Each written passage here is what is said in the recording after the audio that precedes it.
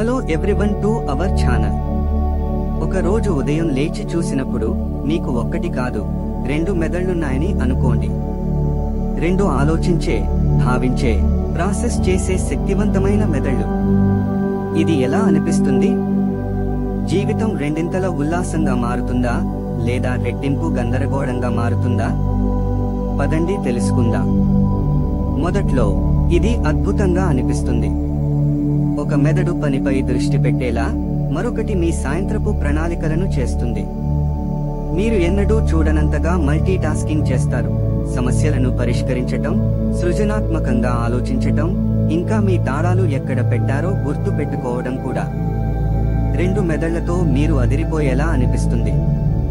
మీ తర్కపరమైన మరియు భావోద్వేగపరమైన వైపులు చివరకు సమన్వయంగా పనిచేస్తాయి లేదా ప్రయత్నిస్తాయి.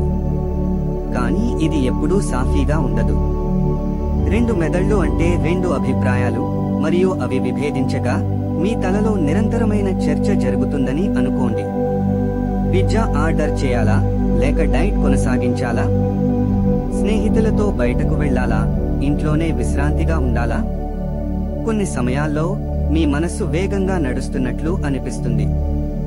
ఆలోచనలు, భావాలు మరియు ఆవిష్కరణల ప్రవాహం కొన్నిసార్లు ఎక్కువగానే ఉంటాయి. తగినంత ఆలోచిస్తున్నారా? దీనికి రెట్టింపు చేయండి. కానీ 2 మెదళ్లు కలిసి పనిచేసేప్పుడు ఆ అనుభవం అసమానమైనది. మీ నిర్ణయాలు క్షుణ్ణంగా ఉంటాయి, మీ సృజనాత్మకత పెరుగుతుంది, మరియు మీరు ఒక సూపర్ పవర్ను ఉపయోగిస్తున్నట్లు అనిపిస్తుంది. ఈ అనుభవం మీకే కాకుండా మీ స్వభావాన్ని కూడా మారుస్తుంది.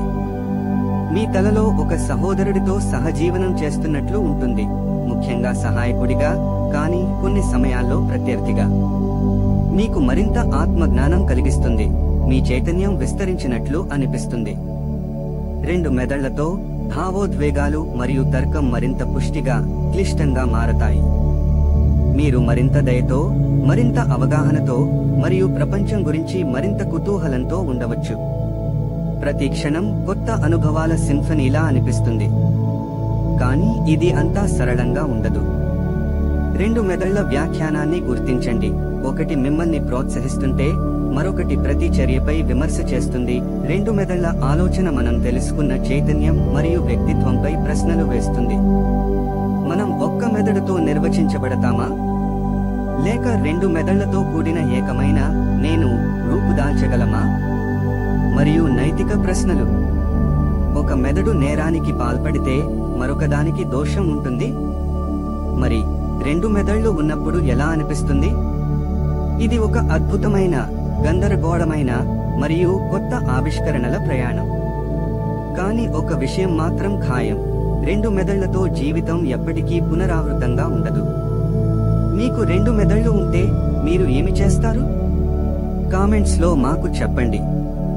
ఈ ఆలోచనాత్మక ప్రయోగం మీకు నచ్చితే లైక్ చేయండి, సబ్స్క్రైబ్ చేయండి మరియు షేర్ చేయండి.